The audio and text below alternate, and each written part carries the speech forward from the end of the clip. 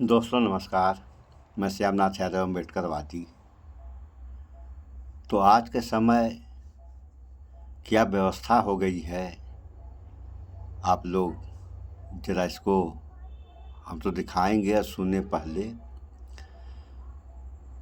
कि इंसान पैसा दे रहा है कोई भी सामान लेने के लिए खाद्य पदार्थ में।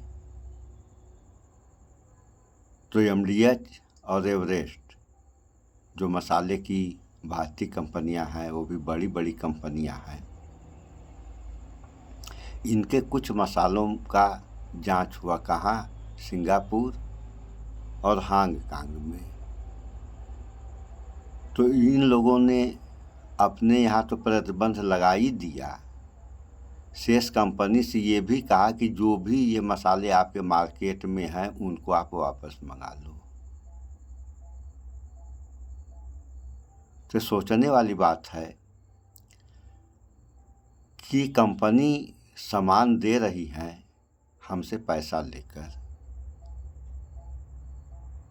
पैसा भी ले रही हैं और सामान जो दे रही हैं उसको तो दे ही रही हैं, बस तो सामान कैसा दे रही हैं? जहरीला। ऐसा सामान भैया अगर आप लोग दोगे पब्लिक को और पब्लिक खाएगी और ये खाने के बाद अगर किसी प्रकार की समस्या उत्पन्न हुई तो उसकी जिम्मेदारी कौन लेगा? थोड़ा इस समाचार को आप लोग देखें, उसके बाद फिर कुछ बात हो। निश्चित तौर पे अंतर्राष्ट्रीय तौर पे ये बात मानी जाती है कि एथिलीन ऑक्साइड जो है, अगर आप आवश्यकता से ज्यादा उसका सेवन कर रहे हैं तो आपको कैंसर हो सकता है। मैं जो इंटरनेट पे पढ़ रहा था, इसके जो नुकसान है उससे मनुष्य के तंत्रिका तंत्र को नुकसान पहुंचता है, मनुष्य को डिप्रेशन हो सकता है, आंख, नाक और कान और गले में जलन हो सकती है, और आगे जाके अगर आप लंबे समय तक इससे एक्सपोज रह जाएं तो आपको कैंसर जैसी बड़ी बीमारियां भी हो सकती हैं। तो ये चीज जो है यहाँ पर पाई गई। तो आप देख सकते हैं जैसे इसमें कौन कौन से कुछ मसाले जो खास तौर पे पाए गए हैं। एमडीएच का मद्रास करी पाउडर, एमडीएच का एक मद्रास करी पाउडर आता है, एक मद्रास करी पाउडर आता है एमडीएच का, उसमें ये पाया गया है। एमडीएच का सांभर मसाला, उसमें ये पाया गया है जरूरत से ज्यादा, जितनी आवश्यकता, जितनी अनुमति है उससे ज्यादा। एमडीएच का एक करी मसाला, ये कुछ नाम मिले हैं, इनमें ये पाया गया है, ऐसा पता चला है। ठीक है। एवरेस्ट के किस मसाले में पाया गया है? एवरेस्ट के ये फिश करी मसाले में, जो मछली बनाते हुए डाला जाता है, एवरेस्ट के फिश करी मसाले में ये एथिलीन ऑक्साइड जो है ये आवश्यकता से कहीं ज्यादा पाया गया है। तो ये जो कुछ मसाले हैं, इन मसालों के सैंपल्स पर सिंगापुर और हांगकांग दोनों ने यहां पर ये किया है कि भैया इनकी बिक्री को पूरी तरह से रोकने का आदेश दिया है, और ये भी कहा है डिस्ट्रीब्यूटर से कि भाई जो भी सैंपल बाजार में है वो सारे सैंपल को आप हटाइए, इसकी बिक्री हम नहीं होने देंगे। ये बात एकदम स्पष्ट है।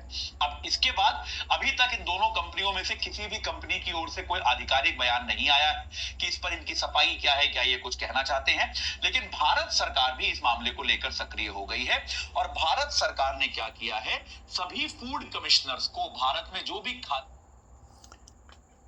तो आप लोगों ने ये समाचार देख सुन लिया।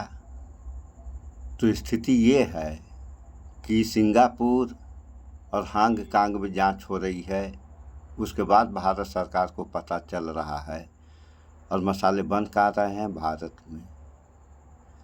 जब वहाँ से समाचार मिल गया तब जाकर के भारत सरकार सक्रिय हो रही है कि अब इसकी जो है जांच की जाए,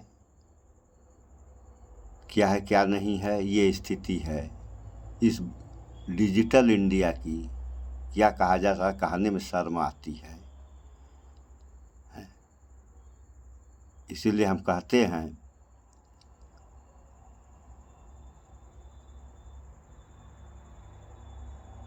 कि विश्वगुरु बनने वाला है, डिजिटल तो बन ही गया, राम राज चल ही रहा है, अमृत काल भी चल रहा है, सारे चीज़ चल रहे हैं, लेकिन हो क्या रहा है? आप लोग देख रहे हैं समाचार में, जनता की ज़िंदगी से खिलवाड़। तो ये जनता के ही ऊपर नहीं बात लागू होती, जानवरों के ऊपर भी ये बात लागू होगी। क्योंकि अगर जिस भी घर में इन मसालों का प्रयोग किया जा रहा है सब्जी है या जो भी चीज़ बनाई गई है बच जाती है, जब बच जाती है तो जानवरों को खिला दिया जाता है, तो जानवर भी इस चपेट में आ जाएंगे। और कंपनी वालों को भी ये सोचना चाहिए कि हम कर क्या रहे हैं। जैसे लगता है कि इंसान के अंदर मानवता नाम की कोई चीज़ रही नहीं गई, केवल जिस हिसाब से लूट सकते हो लूटो, भले इंसान की ज़िंदगी ही क्यों न चली जाए। ये कैसी व्यवस्था इस देश में आ गई या चल रही है, तो इस पर कौन विचार करेगा। अभी 80 करोड़ जनता को 5 किलो राशन पर मोदी जी ला रहे हैं और 5 साल दिलाने का वादा भी किए हैं।